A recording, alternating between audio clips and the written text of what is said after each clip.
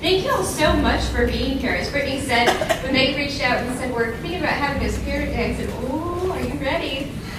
Because we have a lot of questions to still have answered, and I think it's fabulous to be here and be a part of this. I wear a lot of different hats in the state of Mississippi, so I'm here to kind of talk about each of those different hats so you have access to some of those resources and know what those look like. Some things to just put on your radar. But then we're also going to talk about some things that were a little bit alluded to earlier this morning. Some things we don't like to talk about, like how do we teach our kids about sex who have autism? Anybody ever wonder that? Yeah. It's tough, right? We don't like to talk about it with any kid, let alone our child with autism, right? So we're going to talk a little bit about that, and also a little bit about a topic that's been near and dear to me in my work beyond just autism, but how do you identify pain for kids who aren't able to tell you they're in pain? Are y'all there? Yes. It's super difficult, and I have been across the table from I don't know how many parents who come in and say, Kasee, please, just tell me that what's going on. And I say, you know what? I think we might have an ear infection. And they're like, what? I've been battling this behavior for 7 days. It's been out of control. And we figured it out. So I'm going to share a little bit about those things with you all today, too. But I wanted to touch on one thing about the increased diagnosis. Do y'all have that question? Who has the question of why is there so many kids diagnosed with autism? Okay, I want to just touch on that briefly. Because I was giving this talk about a week or so ago with about 250 of your voc rehab folks here in the state, which is awesome because they have a little bit more knowledge of autism now. And they said, you know, I feel like this is just an epidemic. It's spreading out of control. What's happening? What should we be preparing for if we want to have more children? And I said, slow down. There's a lot of factors that play into this, a lot of factors. And as a psychologist, I sometimes find myself hitting my head against the wall as far as I have kids come into my practice or they show up at our clinic on campus, and I say, where did that diagnosis come from? Because for some kids, I don't see autism at all. I might see something else. I might see a genetic condition. I might see something that we need to have further looked at, or I just think, maybe that person wasn't quite so qualified who gave you that diagnosis, right? Here's one of the scary pieces of information, and not for all of you to leave and assume that your diagnosis might not be correct. We see folks get a diagnosis of autism depending on where they live and what type of professional made the diagnosis. Okay, that's our research. So when we were changing that DSM-5 he was talking about and crashing all of those diagnoses together, when we were looking at the data for that to see if we were making the right decision as psychologists, we ran these huge studies, and what we were finding was your geographical region and who your practitioner was the greatest predictor of whether or not your child had autism. To top that off, if you were an educated female, white, and had 2 kids, your kid was more likely to have a diagnosis of autism. Let that sink in for a second. So if you knew more about autism and you had greater knowledge and greater understanding of developmental disabilities and you went into your doctor and said, I think this is the case, and you could spit out the symptoms a little bit better, your chances of your child being diagnosed were higher. So unfortunately, we are underdiagnosed in minority populations, which I think is important to know, especially in a state like Mississippi, right? And if you're in a rural area, you're likely to get a professional who maybe doesn't know all of the nooks and crannies and unique little things about different diagnoses, and so you might not get a diagnosis there either, right? Or you may get overdiagnosed, and we have a lot of overdiagnosis across the country. So I say it's not an epidemic, it's not something that's happening in our environment. I'm a very firm believer in that. I'll bet my next 100 years of paychecks that it's not this one environmental trigger that's producing autism. I've read the research too much. I've sat across the table from way too many families. That's just not what it is. There's a lot of factors, most of those being genetic, and sometimes we're just overdiagnosing. For example, in some of those genetic conditions that were mentioned, I'm running a lot of studies right now saying, I don't know if it's really autism in those conditions, or does your child have an intellectual disability that we've now labeled as autism? Does that make sense? So I think there's a higher incidence, and we see kids with a ton of other labels who have autism tacked onto that label, rather than just having the kid who's right in front of us who has autism, and that's probably the only thing they have. Is that helpful? Okay. So let me tell you a little bit about me. So I am a mom, but I'm a new mom. I have an 18-month-old who doesn't have autism. But I have spent a good 15 years working with families who have a child with any type of atypical development. Most folks look at me and go, you look really young. I don't know if that's true. And I'm hoping that's going to hold out for several more years and I'm going to keep looking young. But here's the case. When I was at Johns Hopkins, I was presented with just about every diagnosis you could think of and every behavior problem you could think of. And in my time there, we quickly got tired of families came in for just an hour, I didn't see them again, and it cost a ton of money and it wasn't working. And I said, you know what, I need to go back and I want to train people to be better at our jobs. And I want to make sure that happens. And I was a school psychologist by trade, which probably none of you have heard of because you have psychometrists in the state of Mississippi and not school psychologists. We have 2 graduate programs for school psychology here in Mississippi. We are supposed to be your pediatric child clinical psychologist who also knows the school system. We get special ed law, we get eligibility, we understand all of those pieces. We need way more school psychologists in Mississippi. And if we had more, I think we'd be more successful. Making that process into our school system's a lot easier. And so I'm here to try to make that easier, and I'm here to try to grow the number of school psychologists in Mississippi. That's one of my hats. Okay, so my other hat is I'm also a licensed psychologist, and I said when I go back and I'm going to train students to become better school psychologists and to become licensed psychologists someday, I cannot give up working with kids. Right? I loved it way too much. And everybody said, you're going to do this, it's going to be great. And I said, I cannot leave the treatment room. I just can't. So my husband, who's also a psychologist, our poor daughter has no chance, right? We both met at Hopkins, and we both had a background in disabilities and behavior concerns. And so when we came to Mississippi State, we were a dual hire, which was awesome. Mississippi needed services, and they said, come here. And I said, well, if we're hired, we have to have a training clinic where our graduate students can help kids with disabilities. And they said, okay, we can do that.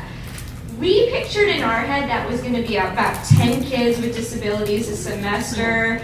We would do a little bit of research to keep our jobs. We would just learn a few things. We did 1 newspaper ad in Starkville, 1. And in our first week, we had a 50-person wait list. We thought, oh my gosh, we did not think about this in the way that what was needed, which tells us there's great need in the state of Mississippi. And unfortunately, I know we have folks from all over, Brittany was telling me, from all over Mississippi here. It's a gradient of services. If you're on the coast, there's way more services. The farther north you move, the services just start dropping off. We didn't know that when we moved to Mississippi. So when we started the Autism and Developmental Disabilities Clinic on campus, in this little house that we just operate out of upstairs, some of you in this room I know have seen us before, it's tiny. We now service 100 kids a week for individual services. We run social skill groups for kids from early elementary through emerging adulthood. It has just bloomed. So much so the university says we're giving you a second building, which we're about to open, which is outstanding, because we're hoping that eliminates our wait list. But we're about to capacity. We provide our services as far as intervention services free of cost. So right now we have a grant that covers all of our services, meaning if you don't have that autism label yet, or you have some other developmental disability, not just autism, and you need service but your insurance isn't covering it, we can take care of that. It's no big deal at the moment. Otherwise, we work on a sliding scale fee, $0 to $25. There we provide behavioral services, social emotional skill development. We try to work on those tantrums, on non-compliance, that self-injury, all of those things. But we also have this really unique service because we're school psychologists where we can do reading interventions, math interventions, writing interventions, all that school stuff. We can help out with on individual plans for those things too. Through this clinic, you can just give us a buzz if you think you need services, and we'll just do a quick intake to make sure you fit. But that's a little bit of ditty of one hat that I wear. So I'm a co-director of that clinic. We also have this great partnership on campus with Student Support Services, which is for any degree-seeking student. So any student who comes to Mississippi State, gets in through regular admissions, who identifies as having autism or a related disability, can come in and get services from our autism liaisons that are our graduate students under our supervision to help support and make that process easier. Talk about difficulty with transition. Does anybody have a child that just went to college or is going to college yet? Did you know it was a choice? It's an option, right? Was the transition easy? I've got to live in a dorm for the first time. What's this? Mom's not making me home-cooked meals. What is this, right? The transition is difficult for every college student, but that is a huge transition for a student with autism. And so we were getting phone calls from the president's office saying, what do we do to support the student and keep them on campus? And I was like, oh, geez, this is so easy. We can go in and fix that. We can make this work. So they're a liaison to make sure that your connection on campus works for you. What resources you might need, if you need to talk to a college faculty member about something, how to prep you. We role play through having those discussions and everything that can be done. And they're there to support the student. It's not psychological services. I'm a liaison to help support you to get everything else that you need on campus. But I know autism, right? Which is really important. This program, again, started with about 5 students we had identified on campus. This year we have 36 students with autism in Mississippi State who are coming from around the country to a very non-advertised program. Because if you go to another college that offers autism services at the college age, you're probably paying about 5 G's more a year to get that service. And to us in Mississippi State, that doesn't make sense. If you were in a wheelchair, needed to get access to support, I wouldn't ask you to climb the stairs to get access to that support. If your deficit is social and communication difficulties, why am I closing the door in front of you before you can walk in the door and try to have that communication happen? So this, I think, is a really unique program that I'd like parents to be aware of, because your child can absolutely be successful in that setting if it's a setting you think that they can be successful in. This is another program that I have a partnership with that's also on campus called the Access Program. Has anybody heard of the Access Program at Mississippi State? Y'all, it is the best part of my job. It is just the best. So this is a full inclusion program for individuals with intellectual disabilities to come and live on a college campus, and it's a comprehensive transition program. So we have about 18 students right now in that program. They live in the dorms, they get to audit classes of their interest, they choose a major, they get involved with employment in their very first year, all the way through graduation to where we hope to have outside employment services for them. This program, in the 5 years I've been at Mississippi State, has just exploded, and they just keep getting better and better. They have some new teachers this year, so if you were aware of the program before, we have some new staff that you might want to get to know. But if you also thought, well, my child has an intellectual disability and they have autism, how are they going to make this transition happen? Could they ever go to college? It's possible, which I think is really important, because just saying that gives me goosebumps, so I hope it does the same for you, because this is just such a phenomenal thing. When you think about long-term goals, the thing I think about for this program, and the question I ask every family when we interview for them to be admitted is, would you leave them alone for the weekend? Okay? Because they're living in the dorms, they're on a college campus, we got to be comfortable with them making the right choices, right? And that doesn't mean your child maybe enters at 18. Maybe at 25 they're ready to come. We have students in the Access program who start at 25. We have students who start a little bit later than that. Whenever they're ready to be at that point, they're probably ready to come and be a part of Access. It's an extremely supported program on campus, lots of involvement with their peers, absolutely outstanding, but they can go to college. Any questions about either of those programs before okay, real quick, what do we have in the back? Okay, so on the transition program, so you say intellectual disability, so does that require some sort of high school diploma? You don't. Really? No. So this is, you will not graduate from Mississippi State with a degree for the Access program. Okay? I mean, like, does it require the high school diploma or some equivalent certificate of attendance to get them in? Nope. You just have to meet the general criteria as far as where the disability would meet for that program. So you wouldn't be able to get into Mississippi State under any other circumstances, but if you present with an intellectual disability, which doesn't have to be that hardcore, like 70 IQ, we're not like that. That's not how this works, okay? So if that's where the service is set and that's where your child is, then that's where they can go. Now, the Autism Liaison program, you have to get in under general admission. So for that one, you have to be a college student, just like any other college student who applies, gets in, gets accepted, but you happen to have autism and you need some supports on campus. Just like if I was a typical college student who got in who had ADHD, and I go to student support services for help with that, same setup. Okay. Price. Still Price. pay a lot. It depends. So right now there are some partnerships for some scholarships across the state which have pretty much covered funding for all of our students this year, which is great. If you do have to pay out of pocket, there's an expense. Because it's now become a comprehensive transition program that also offers the opportunity for student loans that had previously never been offered before. And this is one of about 50 programs in the country that falls into that comprehensive transition services. But go check out their website. They're in the process of revamping it, and they can definitely give you more information about those details.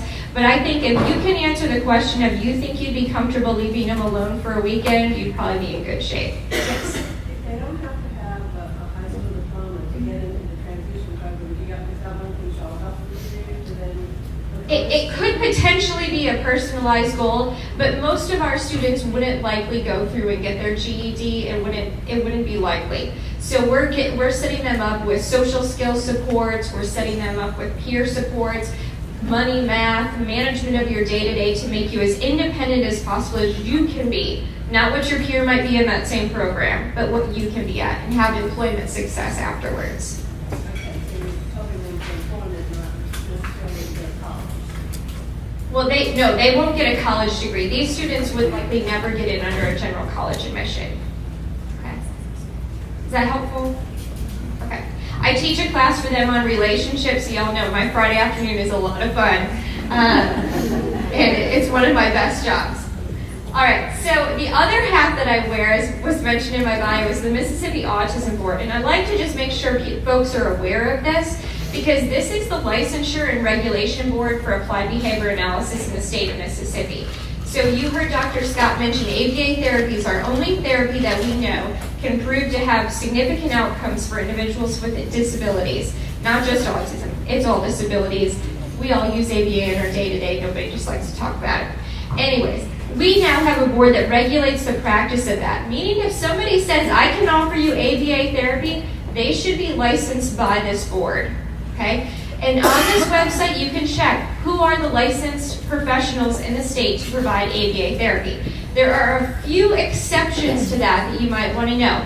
Your schools can provide ABA therapy, and they don't have to be licensed by our board if they're employed through MDE, okay? That bugs me a little bit, but that's okay. I'm only one voice, right? The other thing that you might want to be aware of is licensed psychologists who have a root in behaviorism also don't have to be licensed by this board. So if you go see a licensed psychologist who provides ABA services, you want to make sure that they're just licensed and then they're good to go. They don't need to be regulated by this board either. But other than that, you need to make sure that they're regulated.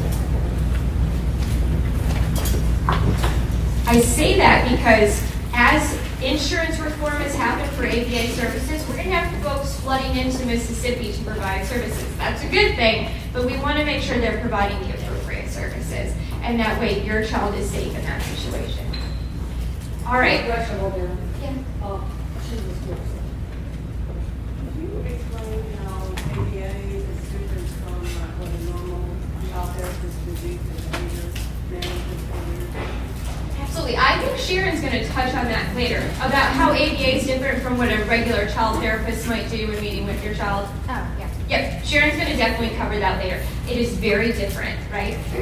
And you definitely want somebody rooted in behaviorism providing the support for your child. I have a question on when you have a place that provides ABA and you have a BCBA therapist, board certified, but they have employees.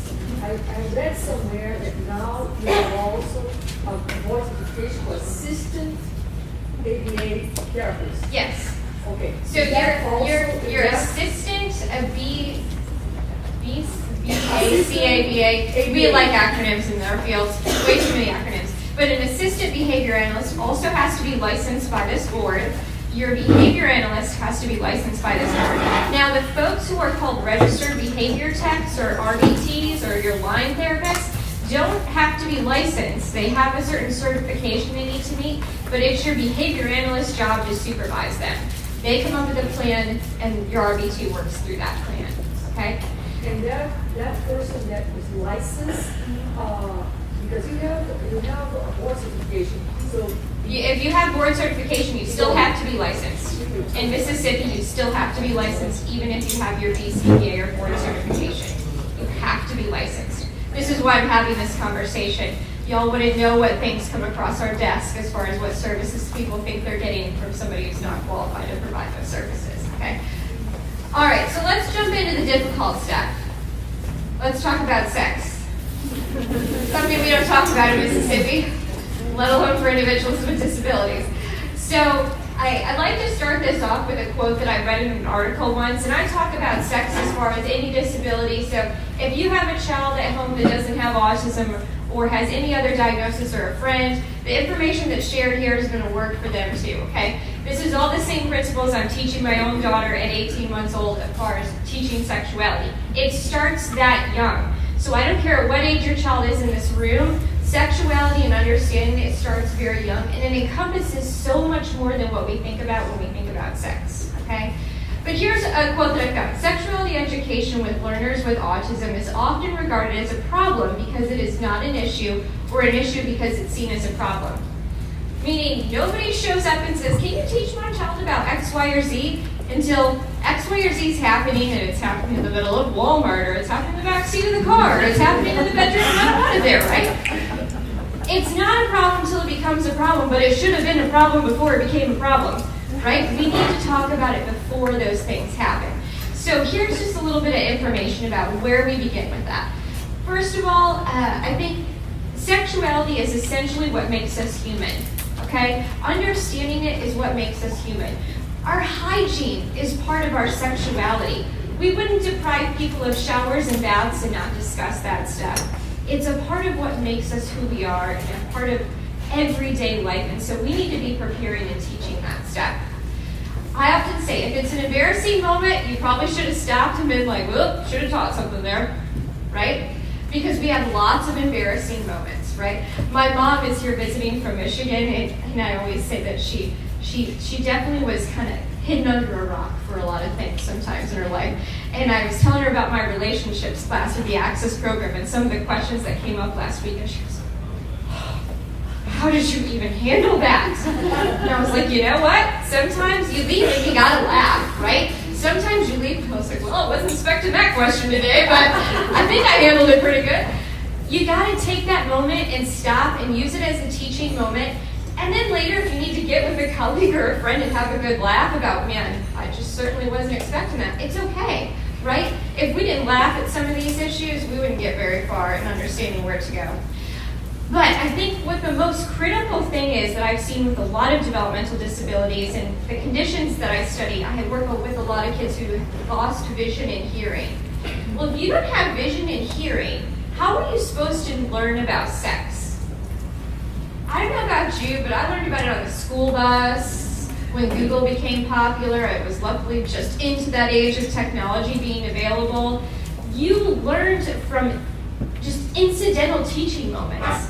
Most of what we learned wasn't taught in a class. It was learned by TV, the radio, overhearing your peers, all that stuff. Well, if I have a vision and hearing problem, how am I supposed to do that, right?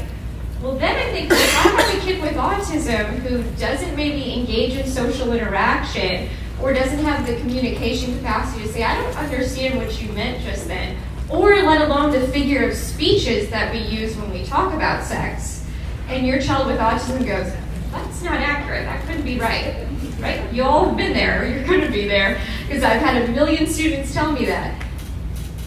They are not learning about sexuality in the day-to-day like every other child is, so we have to teach it. And we have to be purposeful when we teach it. And in those embarrassing moments, it's probably the best moment for us to have a discussion.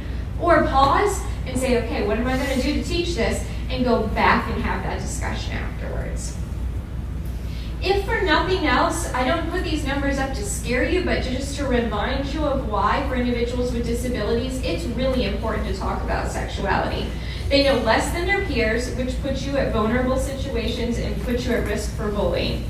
They're also 2.2 times higher for sexual abuse. I think those numbers are low based on what I've seen in practice, okay? If you don't know, then you don't know if it's right or wrong. Okay, so we've got to make sure they know that. And unfortunately, that abuse often goes unreported, and it often happens by somebody that we know, which makes it even more unfortunate and something that we don't generally feel comfortable having a conversation about. This is real quick, I'll just pop them up real fast. This isn't discriminatory based on race, but we do know, or not based on race, based on sex. It's not discriminatory based on race either, as a matter of fact. But for females, we do know, compared to their peers, they're at about 26% versus 12% for their peers of having a lifetime history of sexual violence. That's not cool. That's nothing about that is okay. We've got to be stepping up and making sure that we're preparing them to be safe and to know about their bodies and to know about what people can do. For males, we see about 14% versus about 3% who report that lifetime sexual history. So again, it's really important that we have this conversation. And oftentimes I'll have parents say, well, we don't have a dad in the home, or we don't have a mom in the home, so I don't know how to cover any of that stuff with a kid of the opposite sex. Yes, you do. You learn about it in the same way. You look it up. I have had males ask me about erections. I've had them ask me about what happens afterwards. And you know what? I keep a straight face and say, here's what I know. Let's talk about it, right? Because if we don't do that, we're not having the conversation ever get started. So, no matter what you're doing with your kids, no matter what, I don't care if it's sexuality, if it's a reading goal, if it's a social skills goal, a behavior goal, whatever it is, you need to have goals in place. But there are a few things I want you to think about. Is, if this is something I'm going to do right now, what's that going to look like in 6 months? What might it look like in a year? What might it look like in 5 years from now for that child to be successful? And I say that because I've been on the other end of seeing a really good behavior plan turn into a real big disaster because nobody thought about the long-term situation, right? I'll give you my most graphic example that I experienced when I worked at the hospital. I had a gentleman with Down syndrome who I had seen in the 4 years that I worked there, who he was a young adult into emerging adulthood, and when he came in, he had Down syndrome. He came for behavioral difficulties. He would explode at work, get really frustrated, and all of this stuff. I had this phone call one day that he had been arrested. I thought, what in the world did he do to get arrested? I would have never pictured out of all of my clients this gentleman getting arrested. He was in the bathroom at work masturbating, and somebody had walked in and thought that he was doing that to grab their attention, and they called the cops. Okay? We're looking at now, here, Kasee, want to be subpoenaed to court? Not really, right? And so here I was in the middle of trying to explain to the police officer that he wasn't doing this on purpose at work to allure a female employee into the bathroom. He was in the bathroom pleasuring himself because he thought that was a safe place to go and pleasure himself, right? What happened? Years and years and years before, somebody said, you can engage in masturbation in your bedroom and in a bathroom as long as the door is closed and locked. He did just that. He was in a bathroom at work with the door closed and locked, right? It wasn't in the middle of Walmart. It wasn't in the middle of the employment setting. He went to exactly where he said to be. It wasn't the appropriate location. That was a behavior plan gone wrong that should have been, you can be in your bedroom, on your bed, and only in that spot, with the door closed and locked, right? We should have cut out one of those locations. But no matter what we're thinking, what's the long-term impact of getting there? And there's a great article that I often think about with autism that comes to mind is, my kids can name all their planets, but they can't brush their teeth, right? What's our goal there? Right? What is the goal? What's the long-term goal? And if naming all of your planets maps on really well to a good long-term goal you have, awesome. I don't care if my kid can ever name all of her planets, right? But I do hope she knows how to brush her teeth. I do hope that she knows how to teeth. I do hope that she knows how to be safe. And I do know that I want her to be as protected and understand her body as best as she can. Okay, so where does this begin? Simple places, starting with naming body parts. We love really silly names for our body parts. I've heard them called just about everything under the sun, but what is it that we name them? Start daily teaching. We have so many opportunities in our day to teach about our body parts that we just lose sometimes in just all the chaos of everything else that we're doing. While you're dressing your child, could you be discussing body parts? While you're taking a bath, can you discuss body parts? My daughter is 18 months old, and when we are in the bathtub and I ask her to stand up, she goes, "Time to clean my vagina." And she says, "Vagina." And I say, "Yep, that's what we're cleaning right now. It's exactly right." Right? We don't call it her PP or her TT or anything else that I've heard. We call it her vagina because I want her to know what that is named for all of future. And if I think 10 years down the road, and I'm going to be teaching what? I'm going to be teaching about periods. I'm going to be teaching about all kinds of complicated stuff. I want her to know what that part's called and what it does and why she needs to have that. Does she know what it does right now? No. She just knows when we're in the bathtub, that's what it's called when we wash that area. When we put on a diaper and I wipe her, she knows what I'm cleaning. We use those as opportunities to teach what those names are. Now, my mom's going, "I can't believe you taught her the name of that is the vagina." And I'm going, "You know what, Mom? Don't worry about it." Because she's going to know in the future and it's going to be just fine, right? So begin early, be specific. There's other simple things like, is it a boy or a girl? If you're watching TV, label who's on the television, label what you see. If you're reading a book, label what's happening in the book beyond just the story that's being presented. Those are beginning skills that are critical for understanding later sexuality and that development. As far as establishing boundaries, we need to establish boundaries really early, and for kids with disabilities, we're really bad at this. And I was to blame until I really sat down and thought about some of these things. I work with a ton of kids who have a lot of medical issues. If you have a kid with a lot of medical issues, guess what? They're probably not toilet trained when they need to be. They're probably having to have feeding tubes, so we're lifting up their shirts, we're connecting plugs, we're pulling down things on to clean out their trachs. We're exposing way more of their bodies than probably need to be exposed, more often than not. And so one of the things I started to think about was, where do we start teaching modesty? Where does that come? Where do you start learning that socially what's appropriate and not appropriate? We're all really keen on pointing out when people aren't being modest in public, but we're not good at teaching our kids what that means to be modest in public or just in their own safety, right? So when I was having situations where I'd be called into school and a kid would be walking down the hall holding their sanitary pad on the way to the bathroom with the teacher's aide, and they're just walking down the hall, and before they're in the bathroom, they're like teaching them to unbutton their pants and get into the bathroom because we're in a rush. And I was like, whoa, nothing about that is okay, right? What other girl walks down the hall holding their sanitary pad? Nobody. Lord, can you imagine how red in the face they'd be? That would just not be happening. And then the other piece of that is, why are we in such a rush that I can't wait until we get behind closed doors to start unbuttoning my pants to get ready to use the bathroom, right? Those are simple things where we start requiring modesty. And it didn't hit me until one day I was overseas in Australia. I was there for work for the genetic condition that I studied. And I was on a boat trip. I had like 2 hours free to explore Australia. That's terrible when you fly a long way to just have 2 hours free. And I was on this boat trip around Sydney, and this woman was there with her child who clearly had a pretty significant intellectual disability and some medical concerns. And in the middle of the boat, the girl had gotten wet, and the mom just stripped her. Put her on her new clothes, stripped her, and got her dressed again.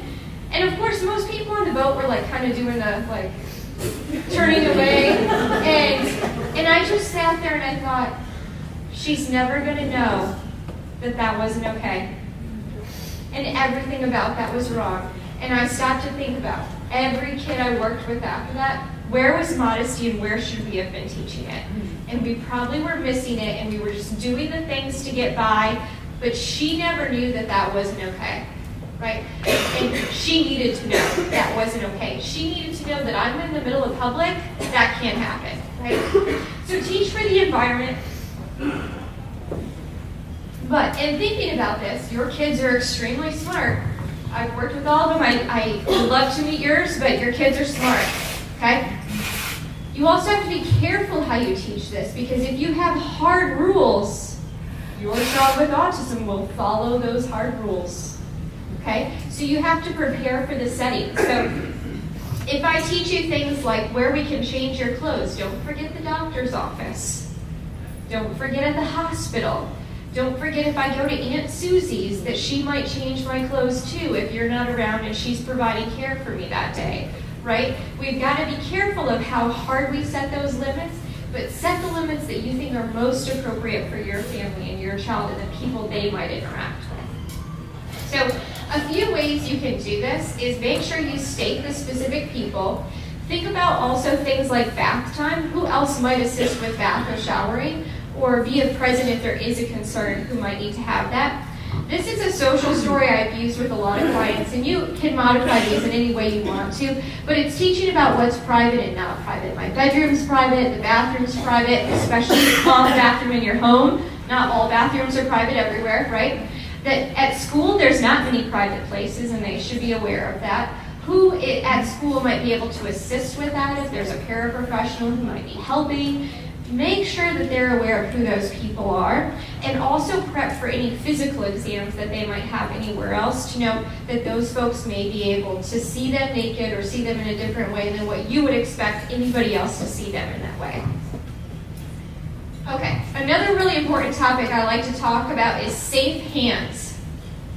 How many of you were taught the good touch versus the bad touch from a stranger? Like there's a good touch and a bad touch. Did anybody grow up with that language? That's the language I was taught, right? That people can have good touches and people have bad touches, and that's how I was taught, like what parts of my body were supposed to be safe only to me and only for the people I allowed to touch them, those types of things. There's a problem with that language that I want you to stop using it if you've started, or if you know somebody who's teaching it, give them this little ditty. Dr. Kasee said at this talk I went to. A bad touch can feel real good. Stop and let that sink in. A bad touch can feel real good. So if you teach your child a bad touch, but somebody's masturbating with your child, they're not going to know the difference, right? So I teach safe and not safe hands. You can think about language that might work for you. This is generally the language most sexuality curriculums will use. But get rid of good and bad touch. Again, your children are very literal in their thinking. We want to make sure that they understand the differences between what you're describing. Use consistent vocabulary when you do that. And I put this, forewarn your educators, just like I said, my daughter says vagina and she's 18 months old. Let them know you're practicing body parts, okay? Because if suddenly they shoot out penis in the middle of class, your teacher's going to go, should I be concerned here, right? Because most kids aren't getting technical language, right? So just let them know, we've been practicing, we've been working on these areas. I'd really like if you will use the language that I'm discussing at home, if you can do that. I'd like us to have a team meeting about that stuff. But do forewarn them, because you don't want your educator having a question of, do I need to call somebody about the language that suddenly came out of their mouth? Because if a kid does throw out language that's atypical for us, it's one of the first triggers for us as professionals to go, tell me more about that. Keep talking, right? And we ask more probing questions because it can be concern. And we know to be worried about some of that stuff, but make sure that your teachers are prepared. There are issues with perceptive touch. I don't know if any of you have gotten to the point where your child might engage in behavior that seems inappropriate and maybe is a little sexually based. But it's likely to get there, and I think that that's really important for you to be aware of. And you might need a more formal behavior plan that any one of your behavior therapists should be able to help you with. If it becomes too perceptive to where you're like, this is just happening way too much and it's a concern. And there can be very clear plans put in place, and you can be helpful with making those restrictions of what those plans can look like. As well as some other behaviors. I think it's really important to think about age at which you expect things to happen and age at which you don't expect things to happen. And this is really difficult, and I always battle with my advocacy rights for individuals with disabilities versus being a psychologist versus being a mom and just a human who loves being around kids, is at what age is it not okay to hug everybody anymore? or to go up and give him a kiss, right? I was with a 14-year-old with a really significant impairment the other day, and we were doing communication training, and every time I guided his hand to his communication device to have him press the button for what he wanted, he was pulling my hand back up and kissing it and giving it back to me. At first, my first thought was, oh, you're so sweet. And then Mom's like, oh, he is just I'm just raising such a good gentleman. And he went and did it, and I come back the second time, and I was like, okay, we have a perseverative problem here, right? It happened every single time. And I said, you know, bud, you're 14. We're going to start working on this. And Mom goes, yeah, he's been touching the teacher's breasts at school, too, and they're not too happy about that. He doesn't know he's doing anything wrong, right? He goes up and hugs. It's the ankle at which he's at. It's where it happens. He has no idea. And guess what? Everybody's been like, oh, you're sweet. That was nice, right? And it was sweet. It was the cutest little thing when he kissed my hand, and I thought, he really likes me. This is a good sign, right? Not okay. We've got to start working on that. So we were doing some high fives, and we were bumping elbows, and we were doing other things to try to change up what that behavior was. But you need to think about who's okay, who's not okay. What are your expectations in your home, and to be comfortable with that. And at what age do those things change? The other big one I see a lot at school that you might want to consider talking with your teams about is kids who come up and sit on their teachers' laps. At what age should that be stopping, right? And it's easy to answer that question if none of the other peers are doing it, right? Then that means that's probably not an age-appropriate behavior anymore. And again, if you think 5 years down the road, do you want your kids still doing that 5 years down the road? Because it's going to take time to modify, so we've got to get there, right? I was at a conference once and somebody said, well, my 18-year-old still goes and sits on his teacher's lap. Male student, male teacher, and he was a big boy. And I was like, there's so many other ways they can have a cool relationship with each other. You know, let's have a special handshake, let's have a special high five, let's do other things. But it's just not okay anymore, and it has to stop. So think about in your home what that would look like. Same thing with the kissing. So where's the kissing total story? Oh, I love when kids are affectionate. We wait for them to get to that point and do that. Who can they be affectionate with? And so those are just decisions you make as a household and what is appropriate for you, your culture, your family's culture, your beliefs. But for me, my little girl, she says, I don't want to kiss somebody. I don't make her. She's saying no, you don't do it, right? There's a great piece that I think was in the Huffington Post about parents writing about how I don't make my kids hug and kiss people. Even if it's grandma, if they say no, they say no. Why don't we respect that? But instead, we're like, come on, grandma's leaving, you better come to do this. Respect those decisions, because if they're choosing in that moment to say, I don't want to do this, you hope someday down the road they're going to say, no, I don't want to do this, and nobody made me do it, let alone my mom and dad drugged me to make me do it, right? So be careful of respecting those things. And this doesn't mean that if any of these things are happening, you rush home and you make 1,000 plans to change all of this, right? You don't. You start small and you start making the adjustments you think to be the most important to increase those skills. As we get older, what are our personal boundaries? You know, some folks with autism really struggle with this. I have one guy that we have at clinic comes up and he's like this tall and he charges over me and he comes up and he seems really aggressive when he approaches and he's like, hey, Dr. Kasee! Hey, man. And he's right here, you know, and he's peering down at me and I'm usually not in heels, so I'm really looking up at him. And he's like, how was your day? Good. And he has a lot of those same sighting things that we go through every time. And I say, you know what, pal? Too close. Gotta back away. Back on. I can't see you that close, right? I wasn't talking to Miss Mary that close or Mr. Paul that close. Let's back away just a little bit. And we practice that every time. And you know, he now comes up and he goes, but he's a hand foot away, right? And we've worked on those skills. So where do we need those boundaries to be? And you know that for your own child and for the students that you might work with or the clients you might work with. But work on that. I also work on a countdown handshake. Have you ever had the awkward handshake with folks? Where it's like, okay, and give me my hand back, right? That I can stand. So I have had individuals with autism that I've worked with who just don't stop. And they'll hold your hand while they talk to you because They were just taught that that helps me pay attention, I'm looking at your eyes better, I have all of that stuff. But maybe it's too long and too much. So can we do a countdown? 1, 2, we're done. And we practice fading that down. So some of just those personal boundaries. I want to touch on hygiene and personal care real quick. So none of this is obviously very easy because it revolves a lot of our direct care in teaching some of this stuff. But it's important to try to teach hygiene and all those personal cares at around the same time you would of their peer group and learning those skills too. So a few things I like to think about is hygiene and personal care can be a part of your child's IEP. It can be a part of your child's IEP. Not everybody's going to tell you that. It's in an area called adaptive behavior.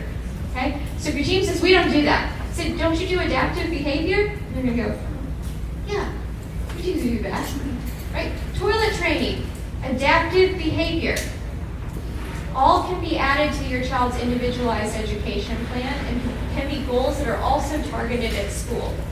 Awesome, now we have 2 settings in which something is being taught in. Another thing about hygiene and personal care that I think is important to consider too is, this is one that I struggle with, but I've had to be honest with some parents sometimes. If your kid's super into Barney, but they're 18, they probably shouldn't be wearing a Barney sweatshirt anymore. Okay? That's tough. It's your kid's highly preferred thing, they're into it, but they need to dress as close to age appropriate as possible for a wide variety of reasons. We're a social society. We make judgments about that stuff. Like it or not, that's just the way it goes. Bullying in a school. If your kid's walking around with Barney, they're more likely to be bullied. Let's just take the facts as what they are. It sucks. I wish we could eliminate bullying, but I can prevent it from being a trigger, right? And so be mindful of clothing. Is it socially appropriate? Is it what would match? And I will tell you what, when I've watched families come through my clinic when we were in Baltimore and come through the clinic here now that we're in Mississippi, the kids who dress socially appropriately, I see less bullying happen, and no matter their severity level. Okay? Now that's anecdotal. I don't have research to support that, but I can count in my hands what I've seen the differences look like. So just be mindful of that. But again, these things can be added as your yearly goals at school. All right, showering and bathing. Did you ask for permission before you entered or barged in or checked on him? Starting to teach that modesty piece, right? So if you are going to be the person who, obviously we all started to learn to take a shower by somebody being in there and helping us take a shower, right? It didn't just happen. I remember being terrified to take my first shower and thinking I was going to drown and this water was going to go on my face, and it was just terrifying. My mom was obviously in there coaching me through what the steps were going to be. We're going to have to probably do the same thing. Make sure that we're considering that modesty piece, though, and how that can work. And maybe that's something as simple as, I'm going to go outside. You can take off your clothes. Once you're behind the curtain, let me know. Cool. Now, does that mean you still might see their back side or their front side? Sure, that might happen. But let's try to prep them to be as close to that modesty as possible. When we teach about showering and bathing, when I worked at the clinic, I always have parents say, well, they're doing really good, but I started to notice this stuff like building up on their neck. I'm not real sure what that is. Well, they just forgot to wash it, that's all. It had been weeks since we thought that this little area needed to be cleaned. So those forgotten body parts that we just kind of skip over because it's all supposed to be part of the process, we might need to explicitly remind them to wash. A few things about how I've helped prep with showers and baths for kids to be as most independent is I'll take the exact steps. And sometimes in homes, this is a lot easier when I work in your home and I don't work at a hospital setting, but we can take photos of what are the steps at which you're supposed to do to be successful in the shower. I put them in a laminated sheet and I stick it to the back of the shower. It doesn't get wet back there on that far wall, that you stare at while you're just doing your business. Stick it up there, and now I have all the steps of what I need to be successful. We have to teach those steps. They're not just going to look at it and know, that's what I got to do. But if we teach those steps, and they now have that for reference, they're going to be successful in making sure all the steps are completed. That's one of my most favorite things. There might be some supplies that your school also has, or some clinics have. There's some videos called First Impressions, and they're male and female videos. I hope they have a newer version than the last one I saw because it was getting a little outdated. But it talks about a 5-minute shower, toileting, hygiene, and it has videos and skits to talk about the social reasons why we take care of ourselves, why it's important to wear deodorant, all of those types of things. But your therapist can help walk you through getting this stuff. Don't go out and spend hundreds of dollars on curriculum that your school district might already even have, okay? All right, let's talk about the tough stuff. Menstruation. Okay. Remember when I said at the very beginning it's not a problem until it's a problem? We know all females are going to have their period, right? We have an estimated time frame of when we think that's going to happen. We watch it in all neurotypical girls as they age. For some reason, we completely forget that individuals with disabilities are going to have this exact same occurrence as a female, right? One of the very first things you can do in prepping for this, if it hasn't happened yet, and you know it's about to, is start practicing wearing a sanitary pad. I say that because I personally, as a professional, almost never encourage females to wear tampons with disabilities. There's a lot of care involved. There's a lot of things that can happen that can go wrong. I've never taught it. If it's a family's choice to teach it after they're done with me, that's their choice. I won't have a kid ever in my clinic that I suggest to do that. We'll stick with sanitary pads. And I say practice. Practice wearing it, being compliant with having it on.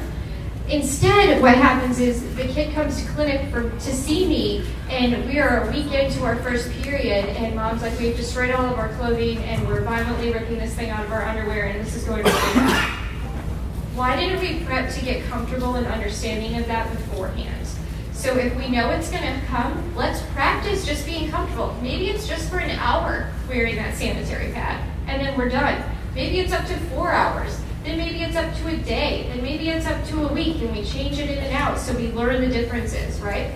The other thing that I like to think about as females is what's the choice in that sanitary pad? There's about 100 different options at a store for a reason. Some are more comfortable to others than others, right? And if you are a female who's been in this position, you know exactly what that means. But that means we might need to prep them. So that might mean you buy a couple of different kinds and see which is the most successful, most comfortable, doesn't irritate the skin. Sometimes that's something we have to worry about.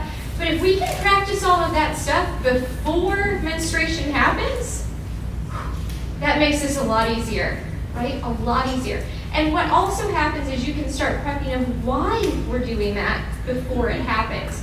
Whereas for most females, this is like a one-time conversation when they're, just about the age at which it's going to happen. We send you to school with a sanitary pad just in case it happens, and it's done.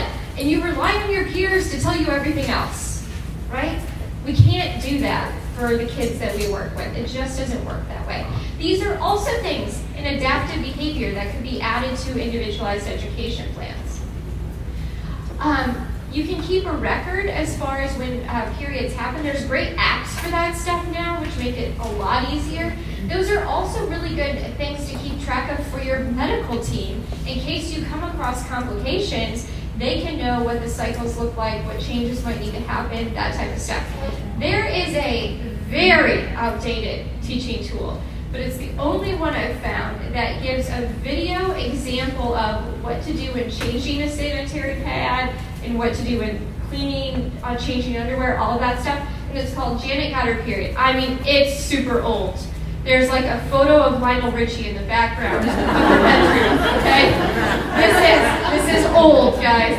And so I don't know sometimes how well folks will relate to the video at this age. Your school may have it on a shelf somewhere, but if it's the option we need, we can pull it out if we need to.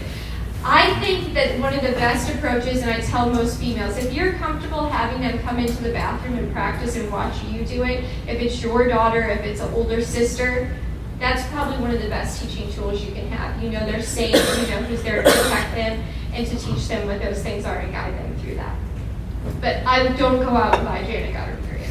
It's old. I also like to give a little bit of a story, and whatever level this needs to look like for your child, you can do that. But it's a conversation, it's something they can have access to as why I'm getting this, what it's gonna mean, why I might need to wear certain underwear, things in my underwear, how long this is gonna last, what that's gonna mean when I go to the bathroom, what it means at home versus what it's gonna mean at school, and just pointing out what all of this change is in very clear terms that cuts right to the chase and says, here's why all this is happening and here's what you do about it. The one thing I do like to know is, up here it says I'm going to need to change my pad several times during the day. The philosophy I've always taught, no matter the disability, is every time you use the bathroom, you change the pad. Every single time. It makes it quick and easy. There's no like, what's the judgment of how I need to make this decision? Every time you go to the bathroom, you change the pad. At school, what is going to be the setup? So it's, again, modesty. How is that provided? What's the setup going to be at school for that? And make sure that you work with your team to know what that looks like. Okay. I just like parents to be aware that the American Academy of Pediatrics does support having a trusted caregiver come in for any exam you do with male or females in practice. So if the doctor has to do that like yearly physical, you're allowed to stay present in the room and do that, or have a trusted person you would like to have present in the room. And I say that because I think sometimes we just trust the doctor always knows what they're doing and they kind of shove you out. You can stay present if that's something that you really need to do. Okay, the other tough one, masturbation. 2 skills that I think are extremely important for this. A, as a parent, certainly not something you want to talk about with your kids, right? I don't even think husband and wives talk about this together sometimes, but it's really important to have this discussion. And I think it's important to realize whether you like it or not, it's going to happen. So I know this comes with sometimes religious implications or thoughts about modesty within your home. You need to make those decisions as they are, but if you try to make it more and more covert to where they're going to be secret and hiding it, you're going to see more and more places it popping up you don't want to see it at, okay? So it's just going to happen. Let's prepare and teach it as best we can. 2 things that your child really needs to know in preparing for this stage of life, and I think is a great skill to teach kids very, very young. The difference between wait and no. Okay? This is a very strange thing to teach. Why do you need to teach the difference between wait and no? I've worked with a ton of kids when I say, hey, just wait a minute, and they're waiting and they're waiting and they're waiting. It seems like you're not going to give me what I want. Seems like a no. So I say, can I have the juice? Yeah, you have to wait a minute. Wait, I'm busy doing something else. She must have forgotten that I want the juice. Starts the tantrum, here it goes, and I'm turning around with the juice. And now what? I'm reinforcing the tantrum that's happening by handing over the juice, right? We have to teach the concept of wait. When it comes to something like masturbation and you're in the middle of Walmart and you think this is about to happen, understanding wait is extremely important. I'm not telling you, no, you can't do this, stop it forever. I'm saying wait until we get home, and then it's going to be okay. But we should be teaching wait and no very, very young and understanding the differences between those. 5 years down the road, 10 years down the road, it comes back to help us a lot when we get to these difficult subjects. The other thing you need to make sure you're teaching is the difference between public and private. We're in a public setting. What does that mean? That means we have to wait. It can't happen in this setting. Where is private at? You need to teach private for a lot of different things, but when it comes to something like masturbation, my best recommendation I can give you is private is only in their room, only in their bed, their doors closed, the curtains down, and they're there by themselves. Not in a bathroom, not even your own bathroom, and I also say not in other rooms of your home, because other people use those rooms in those homes, right? We don't want anybody barging in or being confused. And I've had some people say, well, we're in our home, so if they're in the living room by themselves and everybody's somewhere else, sometimes it's just easier.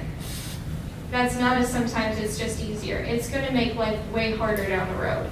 So try to just shape it to exactly the location you want it to be in and in their room that it's safe, okay? All right, we talked about location, so I won't go into any more details about that. You can use social stories for this and visuals as far as what's expected, where it's expected, how much time is okay. You would be amazed at the adults that I've worked with who who are functioning to be, capable of living on their own, who don't understand the tiniest bit about what any of these things are. And they'll ask me questions like, should it hurt? No. And I'll say, tell me why it hurts, right? And I'll find out maybe there's no lubrication.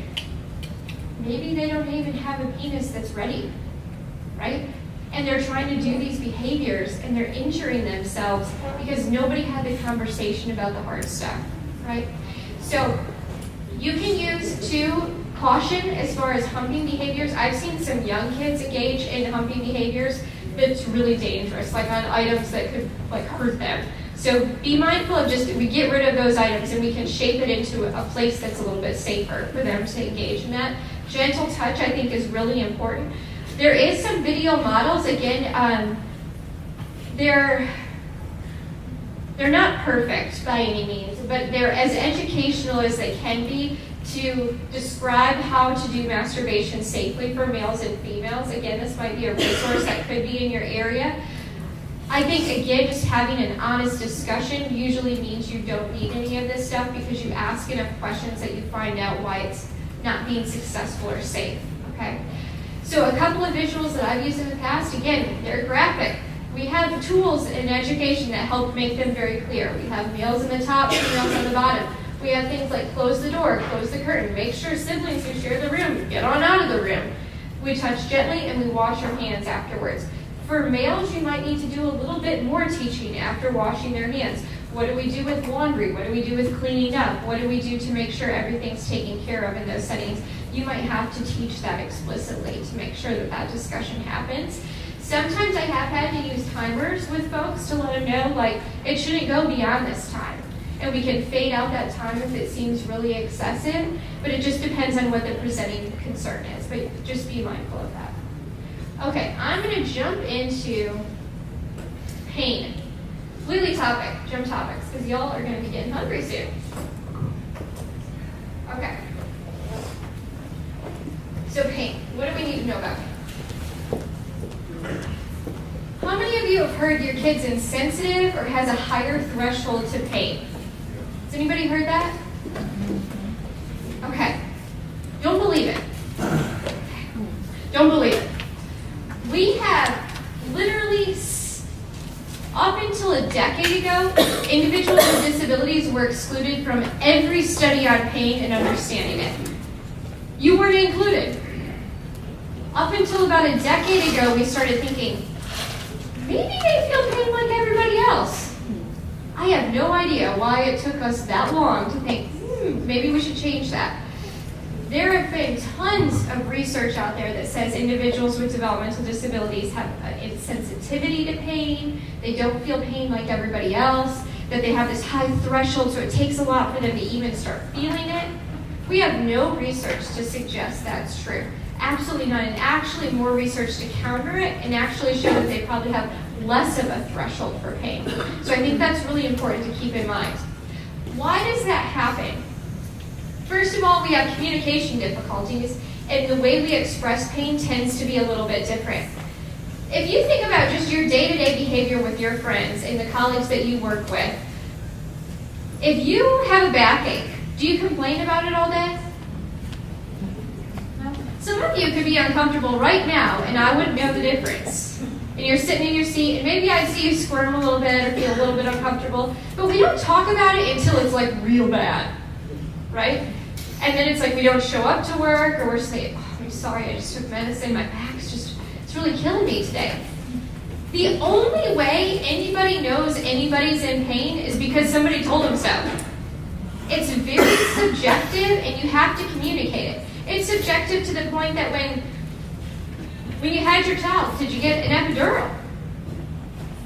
And your friend did it, and you're like, how in the world did you do that? Right? If you have a backache at the same intensity as somebody else has a backache, you rate it a 10 and they rate it a 5. Pain is super difficult. It is completely subjective. It is all to ourselves, and nobody tends to know unless you tell them. And it's our report for getting care at the doctor. Rate it 1 to 10. How many of you have seen the smiley face charts? right? It's my favorite. I had a back surgery when I was in grad school. It was real bad. I was in ICU for like 4 days. And the doctor came in and he had the smiley face chart. He was like, point to the one. And I just was like, yeah, I'll point to it, all right. There was no sign or smile on that smiley face chart that came close to what I was feeling laying in that hospital bed, right? Let alone, is the 10 meaning I'm rushing to the emergency room, or just does it mean that this is just really bad and uncomfortable? What does a 1 mean? Does that just means like I've had a great day and things are good?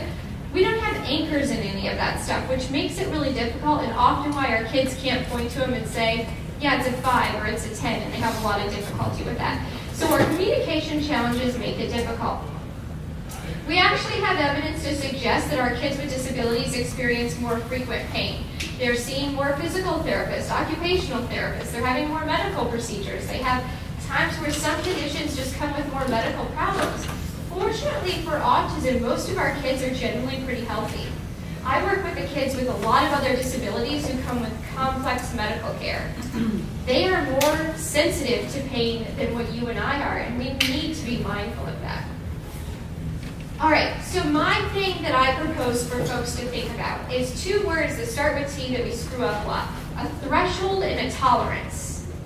Okay? When we say somebody has a higher pain threshold, that means it takes a whole lot of pain to be able to feel it. Meaning, I don't feel it, I don't feel it, I don't feel it, I don't feel it, I don't feel it. I finally feel it now. Okay, I'm moving up from there. A high pain tolerance means I feel it, I feel it, I feel it, I feel it, I feel it, I feel it. Oh my gosh, this is really getting annoying. I'm feeling it, I'm feeling it. I think I might need to see a doctor. This is really bad. Maybe I need more than that. Do you get the difference? That difference is really important. I think a lot of kids with disabilities have a high pain tolerance. They deal with it just like you and I deal with a really annoying backache or hip ache or whatever ache we get as we age. It's just there until it's too bad, and then we tell somebody about it. Our kids are feeling pain all the way along the line. We haven't figured out how to identify it best yet. And I say we, meaning all of us, the medical team, the nursing team, everybody. Because in the last 10 years, this research has exploded, and people are going, we've been messing up, and how do we know now that they're in pain? What do we do to make sure that we're identifying it? So why for kids with autism is it difficult to notice? Well, again, it's a behavioral expression. We have to communicate it to know. If our kids have difficulty communicating anything, that's hard. But also in social situations, I might not feel comfortable sharing that with you. And we know those are both challenges within autism. Facial reactions. Does your kid make any weird faces when they're in pain? I have some kids that laugh. They laugh. And the parent's like, they're not in pain, they're laughing. I was like, is that the same laugh as when you're tickling them or doing something else? Oh, it's a little different. My dissertation was with kids with vision and hearing problems in their pain. The number 1 behavior parents reported their kid would do when they were in pain was laugh. No nurse is walking into the room going, you're in pain right now, clearly, right? If your kid's laughing, that just doesn't make sense. So our facial reactions and sometimes our emotions are different. There's also possible social communicative and social referencing deficits. If you all think back to when your kids were little and they would fall down, but they weren't really hurt, but they turned to you and were like, what are you gonna do? And if you freaked out, they freaked out. But if you were like, oh, get on up, dust it off, keep moving, they're like, all right, keep going. That's all social referencing and social communicative intent. That's how we learn how we're supposed to respond to events. Meaning, if you're gushing blood and I'm rushing to you, this signifies an emergency and you should be telling somebody. But if you just scraped up your knee and you can just get on going, that's not an emergency, and you learn that you don't have to freak out about that kind of stuff. Do you think this is likely impaired in autism? Eye contact is lost in a lot of kids.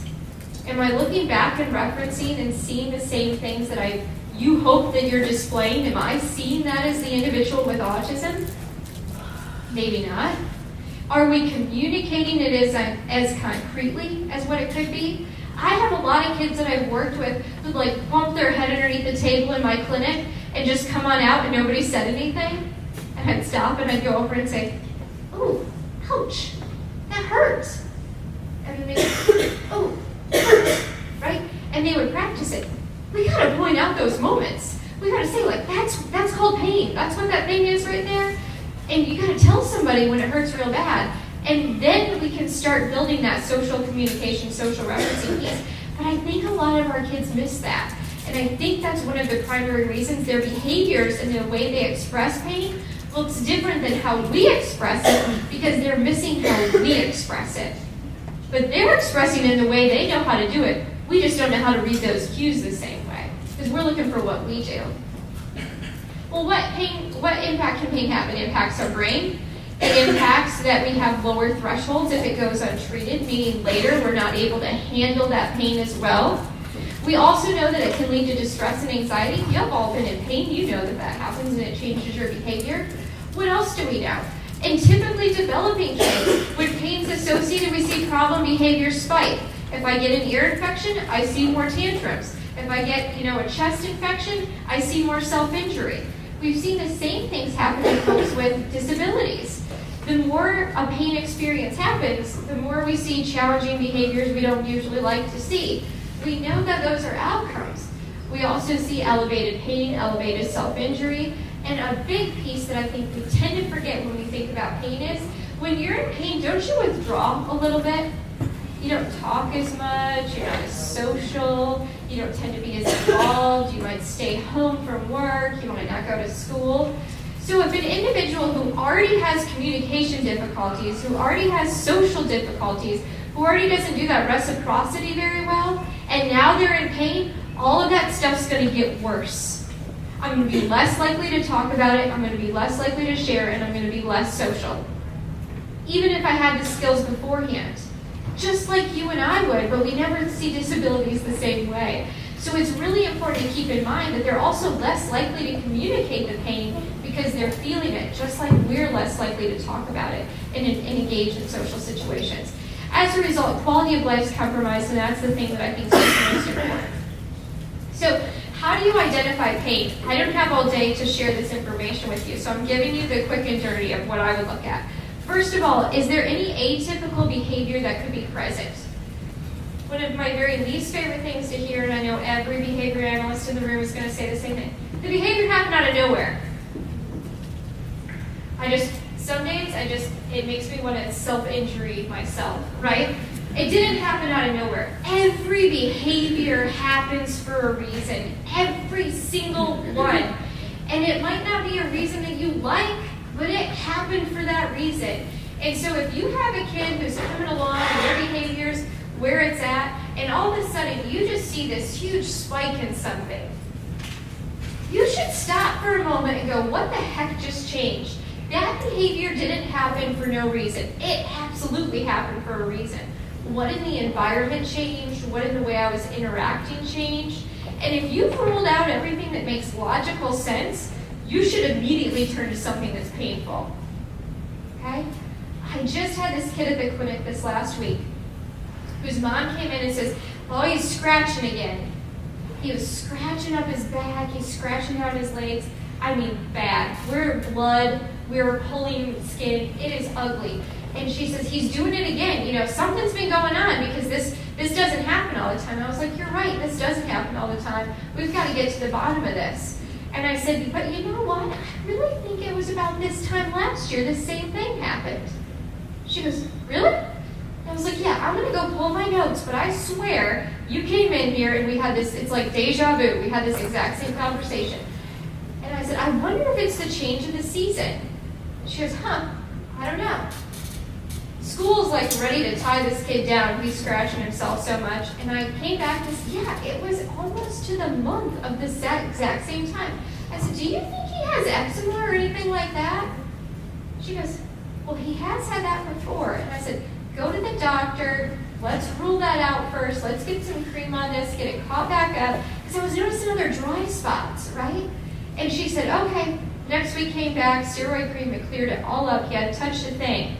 But everybody was saying, there's something else going on. He's not communicating something. It had to be. The kid was itching like crazy. If you've ever had eczema, it's uncomfortable. And you don't want to stop, right? You just keep going.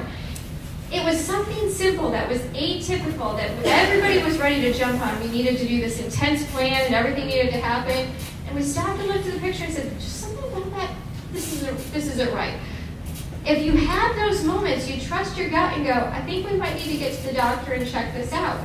I have one kid who will do this. His self-esteem is this. And then I get this. Guess what? Every time it's an ear infection. Every single time this starts happening, it's an ear infection. But it's really close to this, which is something I do all the time. And I say, stop, what's different? What could have changed? And it's almost always an ear infection. So look at those nonverbal behaviors. There are 2 pain scales that only look at behavior. What do you see on the outside? And they're called the Non-Communicating Children's Pain Checklist Revised, or the NCC-PCR, or the Pediatric Pain Profile. They're designed for a wide area of disabilities, but individuals with autism have been included in the sample in creating those. There's about 30 items, and they look something like this, where you rate the items 0 to 3 are not applicable, and you get a total score.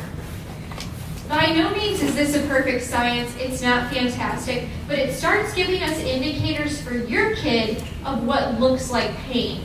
So what I tell parents to do is, and you guys can Google those acronyms and you'll get all of it. It'll all come up if you Google it. NCC, PCR, and PPP. If you Google it, you'll get the full document. But when you look at this, what I ask you to do is take a couple of days of filling it out when your kid's having a great day.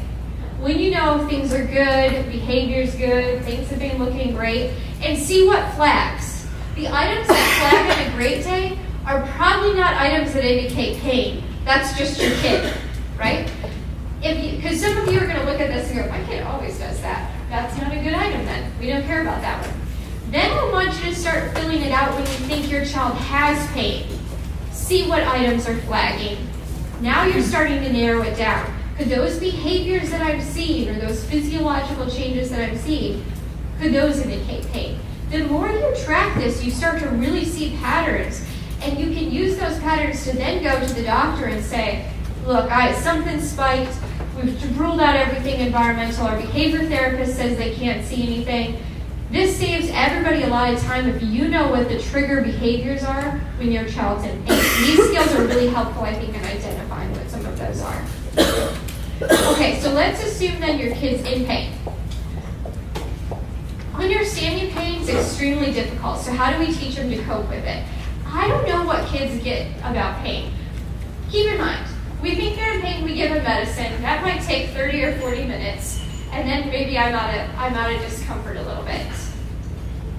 They likely have no idea this thing means I start feeling better, because there's so much time that passes before it happens that they don't correlate them. So a lot of parents will say, well, won't they just ask me for the medicine? And I'll say no, because they swallowed this thing that kind of tastes like grape juice, and they have no idea that's the thing that's making them feel better later, right?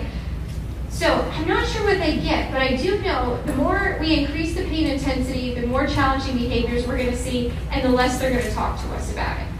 We see that in our behavior. I've seen it in almost every kid with every disability I can think of have the same thing. So we need to explicitly teach some of these strategies to better understand pain. And like I said, embarrassing moment, teaching moment for sexuality.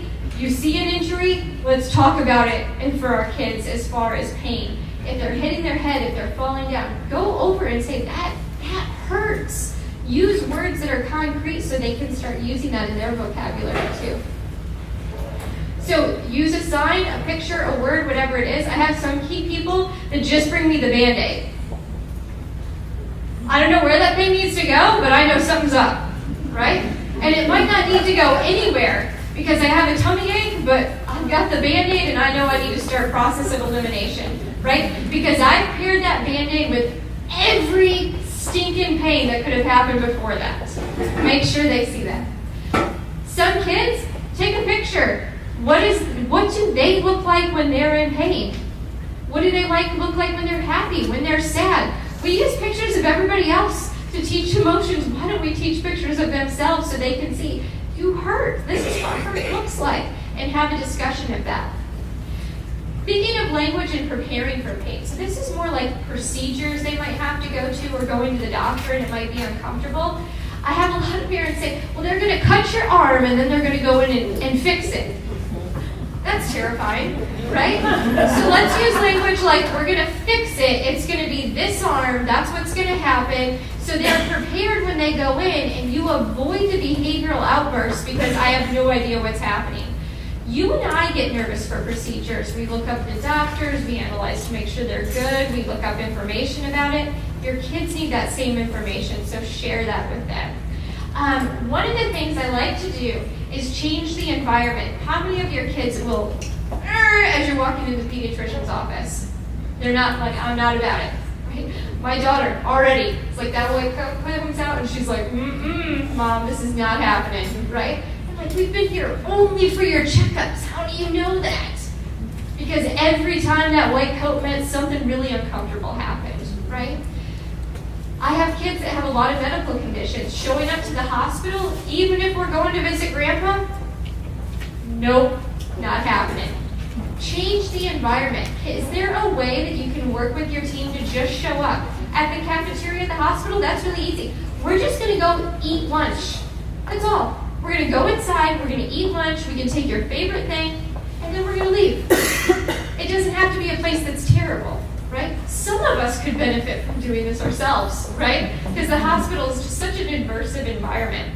Just change it up. If it's your pediatrician's office, can you just go maybe right before they close and the pediatrician can give them their favorite thing and then they leave? Just to start working on there's a relationship with this person beyond hurting them, right? Change the environment if you can.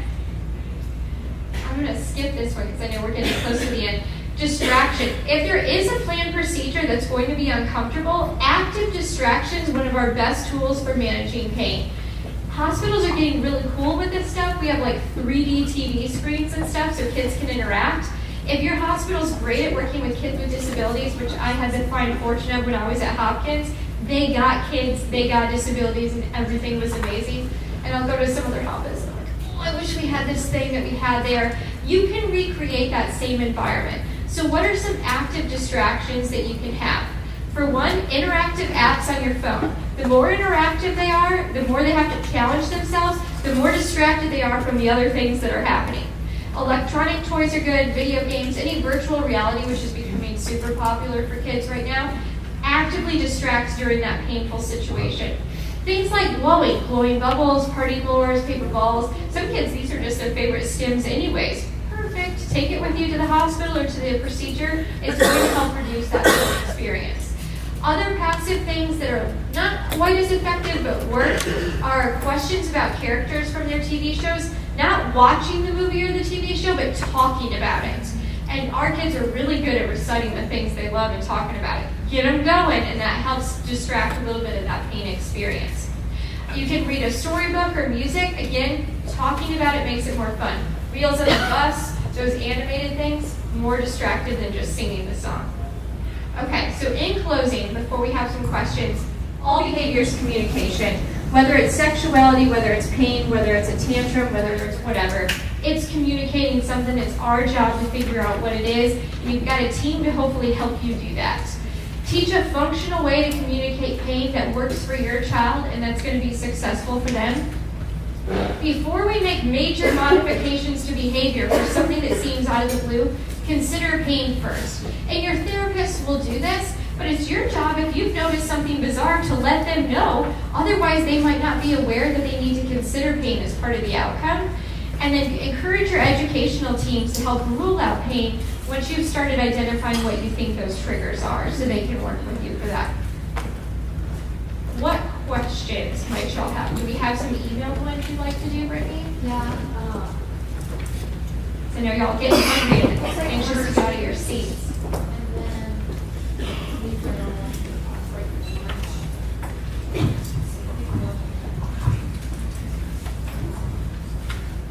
Should children with autism adhere to the same disciplinary standards as their typical peers?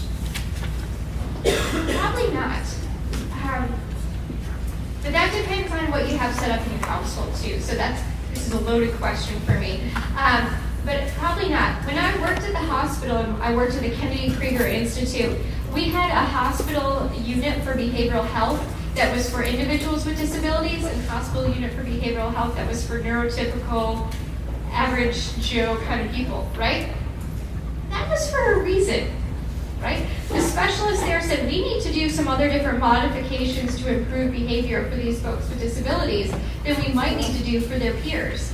And I think that's really important to keep in mind. And most of our kids and siblings are really resilient to the fact of what you might be doing for Johnny or Susie is different than what you have to do for me. And if you explain those differences, they usually do really well in understanding it. And then sometimes you don't even need to explain it because they just don't care. And this happens in classrooms a lot too. They'll say, well, I can't just do that for him or her because then all 30 students will want it. Most of the time, the other 30 students don't even pay attention. And I do that because I've been in the schools and I've watched it, but more than likely there needs to be different setup and a different way to even explain discipline to your child who might have autism. How do you encourage a 5-year-old boy to go to the bathroom alone? Alone? That's a tough one. That's pretty individualized without knowing some of the other pieces that are involved in that. Yeah, I think talk to your team about that one. I don't want to give too many suggestions without knowing what's going on, but I definitely talk to your team about that one. Anything else? How does sensory processing issues play in pain issues? Would you be confident about that? 'Cause I had a teenager with heartbeat issues that turned out he was washing with a fan because the washcloth felt like it was tearing his skin off, and his mother had no idea. I have had a few cases like that. Not many, I'll be honest, but I have had a few. And we just try to find what works for them. Speaking of toileting, I had a client once who was taking mom's fancy cloths in the bathroom that were like, you know, the nice hand towels that nobody ever touches. I don't know why we do that, but it had the fancy ones and using that to wipe. And I said, you know, maybe we could go with the flushable wipes instead. And we worked our way from nice towels down to flushable wipes to eventually to toilet paper. But I think asking those questions is really helpful. Why aren't you doing this? And usually you get some pretty honest responses. That's a good question. Yeah. You talk about death. Death. Oh, that's a whole other topic. I usually give about a 2-hour talk about death. I wish you could talk about that. Put it in your survey. Put it in your survey, and maybe they'll have me back next time to do that. But that, honestly, and my biggest thing about death is don't ever say somebody's fallen asleep or went to sleep, which we say a lot. So be honest. Even something like they passed can be difficult. So be very concrete, even though it seems cold to society, be very concrete about what death was. That they've died. If you have a religious belief, explain what that means. But otherwise, you don't ever say they went to sleep or they fell asleep. Your kids will be afraid to fall asleep. They'll see you asleep and assuming you're not coming back. And be very clear, we will never see them again, right? They're done, right? And I think that seems really harsh, but that is exactly what they need to know. It can be, we'll see them later, we'll see them down the road, we might see them when we pass. That's very confusing. What does all that mean? Be very concrete about all of that. Okay. One of the, just because this is a topic that I think is important, one of the things I have practiced is if we do know death is coming, this sounds terrible and don't call PETA on me, but goldfish don't tend to live very long. If you all have had goldfish, they don't live long. I've had families get goldfish when they've passed. We've done all the rituals with the goldfish that we would do for grandpa who's maybe getting close to the end, or for a grandparent or something. Don't kill the fish. I'm not saying that. When it naturally dies on its own, you do all the same rituals and have an honest discussion about it. And I think that's a great way to help teaching all kids about what that means. I think we have one more question.